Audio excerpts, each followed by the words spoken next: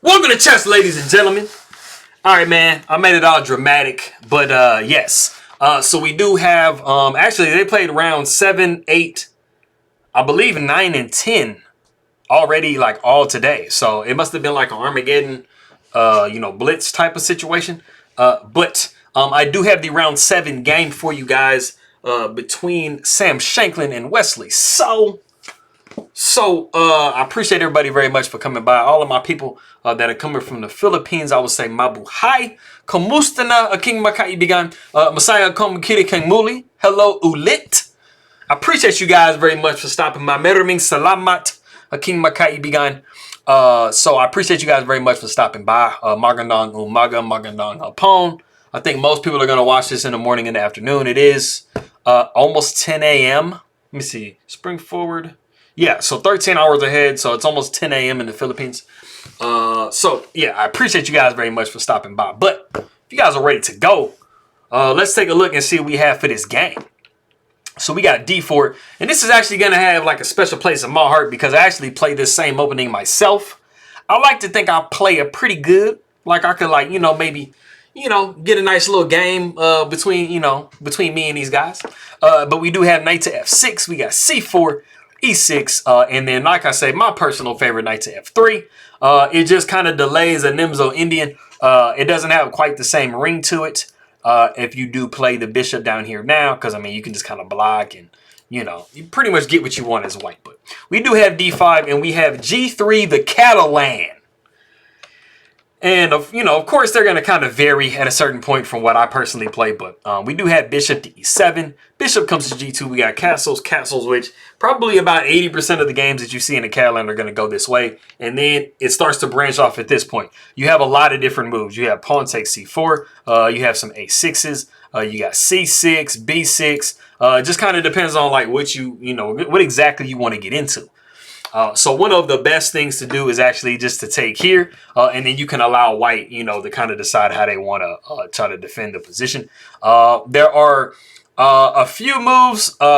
Two of the main moves are going to be either queen to C2 or going to be knight to E5. You can also throw a queen to A4 in there, just kind of stop in B5. Queen to A4 doesn't have as much of a bite to it because this king is castled. So normally you kind of have a queen to A4 with check. And then you just kind of pick up the pawn immediately after that. But we do see queen to C2 in the game. I personally like knight to E5. I feel like it just kind of restricts black a little bit more because you don't have like the luxury of your development of the queen side. You definitely can't go B6. So it's really kind of hard for you to try to, take, protect this pawn. I mean, you're going to be winning the pawn back. But so it just kind of comes down to your own preference.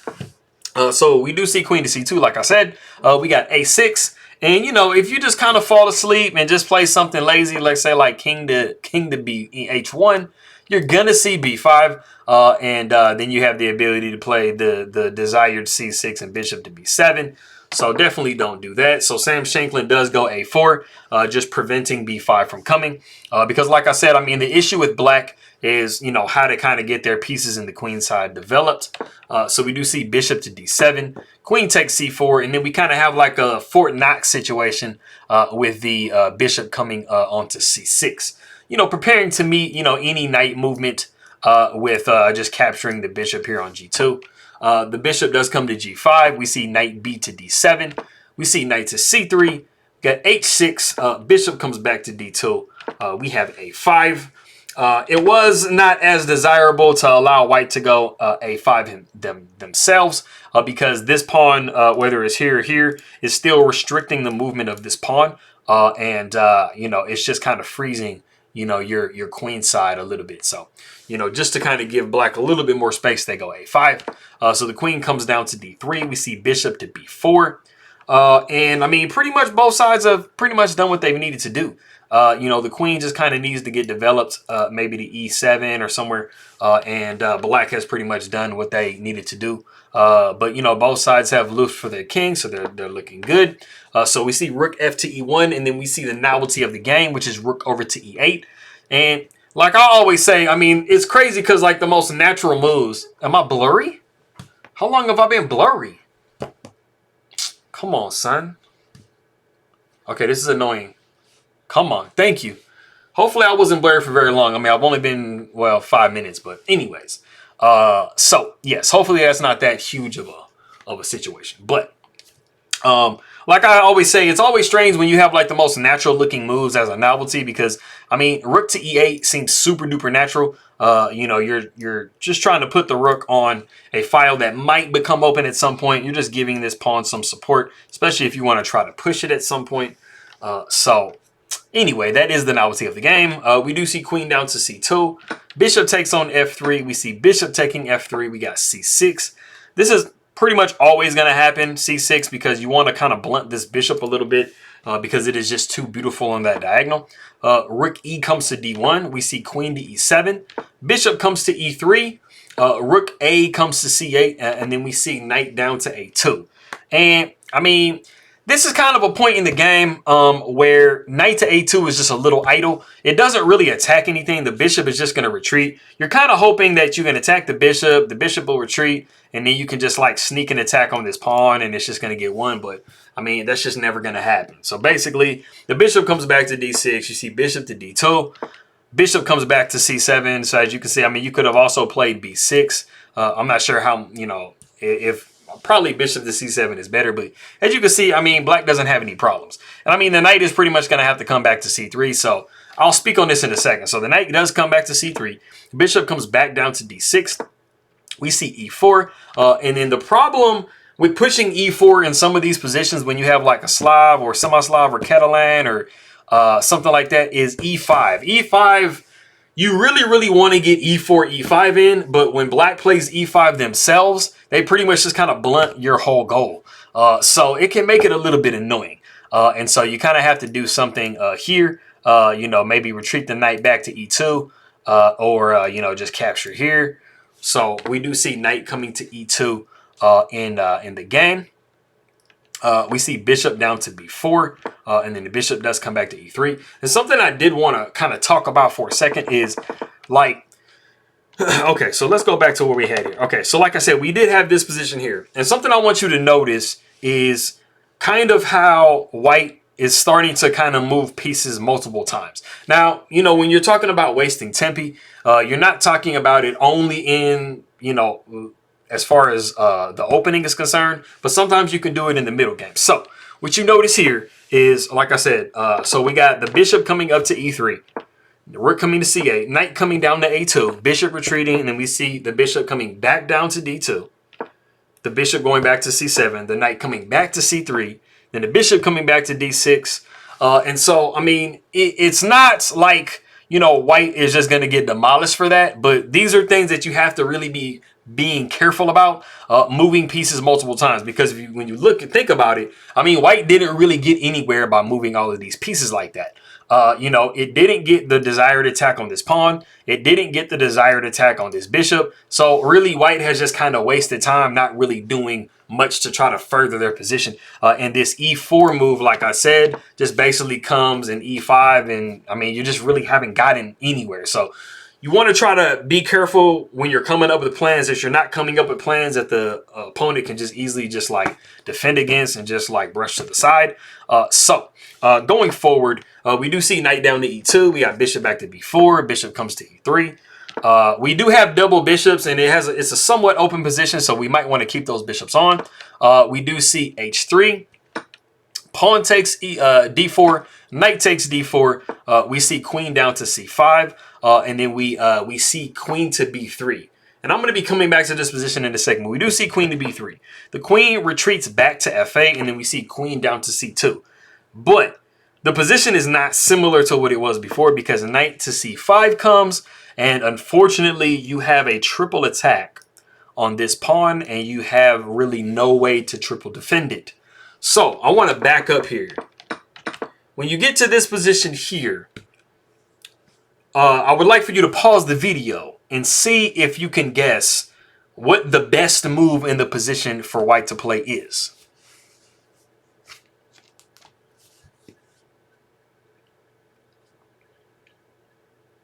Okay, so I'm going to be honest with you.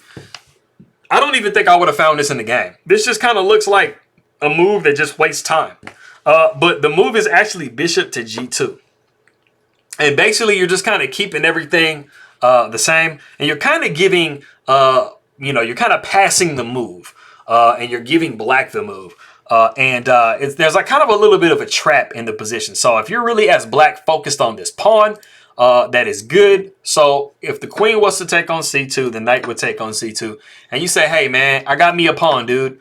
Well, it's actually kind of not a pawn all the way, because you're going to be looking at the knight taking b4. Pawn would be taking b4. You have bishop taking e4, and then you have rook taking e4. And then you actually have the really, really strong bishop to b6. And this is where the bishop really comes into play. This knight is, it is tied, it is pinned. It is tied to this rook because it really can't move because the rook is going to drop. So you are in a really, really nasty position here. You're going to pretty much have to go rook e to e8. And so this is not what you want to do because you're going to be giving the exchange back. But this was a nice little trap that was in the position. If you play bishop to g2 and black just thinks, oh, you're just playing stupid moves, it was actually a lot better than just stupid moves. But like I said, we did see knight to c5 in the position. Like I said, there really isn't much that you can do in this position to hold that pawn down. The knight comes to f5. We see rook taking d1, rook taking d1. We got knight c taking e4. And this was an important move because after the knight went to f5, you do want to take here on d1. Because if you start capturing stuff now, like you actually give your opponent the ability to deflect your rook away, and then you don't win a pawn. So you do want to resolve rooks having tension so that your rook isn't pulled away from, the defense of a square. So rook taking d1 was very crucial. Rook taking d1. We see knight c taking e4. Bishop comes up to d4. We see g6 just attacking this knight. The knight comes back down to e3. We see h5. Knight comes to c4. We see queen over to e7. Bishop comes down to g2. We see bishop up to c5. And I mean, black is up a little bit. So they're saying, hey, man, I want to start trading material down. Because at the end of the day, if you can pretty much trade everything down, a lot of the times you're going to have a superior end game to play against your opponent, where you're at least going to be up some material. So even though you're up material doesn't mean you're always going to win. But a lot of the times when you can reduce the pieces on the board, it does make things a lot easier for you. So the bishop takes on f6. We see knight taking f6, knight taking a5, queen comes down to e2, like further just trying to, trade pieces. And you really have to because this pawn is under attack. So you have to do something about it. So the queen takes on e2, rook takes e2, knight taking b7, bishop taking f2 with check. The king goes over to f1, rook takes b2. So as you can see, even though it looks like, white was starting to get some pawns, black still got some pawns. Bishop taking c6, bishop taking g3. We see a5. These pieces are kind of coordinating well with each other, so they're kind of holding each other for the moment. We do see rook over to f2. And don't make the suicidal move this, because then you're going to be looking at rook to c2, picking up your bishop, but playing king to g1. After rook comes to a2, we see rook over to f1. Placing an attack on the undefended knight. Why not? The king coming up to g7, bishop down to b5. We see bishop down to h2 with check. The king comes to h1. Knight comes to e4. We see rook taking f7. And this, even though black is still crazy winning, this is a nice little, throw-in move check, because if the king does take, you're looking at this bad boy here. And this has basically just evened the game completely up. So that's why we see Wesley sidestepping to h6. We see the rook down to f3. Knight to g3 with check, rook takes g3, and then bishop takes g3. And some of you guys might be wondering, out of all the moves that you could make, why did you move the rook down to f3 just to give it up on g3? Well, I'm glad you asked that, because going back in this position, if you do not play rook to f3, knight to g3 is checkmate. So for any of you that weren't aware of that, you're literally mating yourself if you move to any other square. So if you just say, hey, man, I'm going to just place a counterattack on this knight, or I'm going to do something, this would be a really, really horrible mate to be receiving because, black doesn't even have to pick up your rook. You're just done. This square is covered by this rook. You cannot sidestep because of the bishop. This is just nastiness. So that is why you see the rook basically just, committing suicide and having to go this route. So we do see a6. We got king to g5. Knight comes to c5. We see king down to h4. And like I always say, I mean, queens are off the board. We're into an endgame. This is really the time when you want your king to start infiltrating and making it hard for your opponent to really do anything. So the bishop comes down to f1, trying to hold the pawn on h3. The bishop comes back to b8. We're trying to make sure that we don't have any pawn pushes to glory here. The knight comes down to e4. We see bishop to a7. The knight comes to c3, attacking the rook. We see rook down to f2, and there aren't really a whole lot of squares to go to. The bishop comes to g2, but unfortunately, this puts the king in kind of a box. We do see rook over to c2, and it is in this position that white does resign the game. So, Malaka C. Wesley. So, like I said, this bishop is really restricting the movement of the king, and so you really only have these two squares. The problem is, if we go just a little bit further, and I show you exactly like why Sam Shankland resigns this position, because it looks like maybe you have a little bit of something you can do. Like maybe you can kind of like move the knight out of the way somewhere, and you're not, you're saving your knight, stuff like that. If we play the absolute best move that the knight can make, which there isn't any, it would be knight to e4. But the rook would come down and deliver a check on c1, and you have only one move. I mean, really, technically only one move. You can move the bishop in the way, but I mean, it's just going to be going for free. And then after we see bishop to b8 with check, it is mate in 1 in all variations. The only thing you can do is knight to d6 blocking or knight to g3. Both of those just give up the knight for free. Like so. This is mate, like so, and that is mate as well. So, in light of this, this is why Sam Shankland is resigning the game.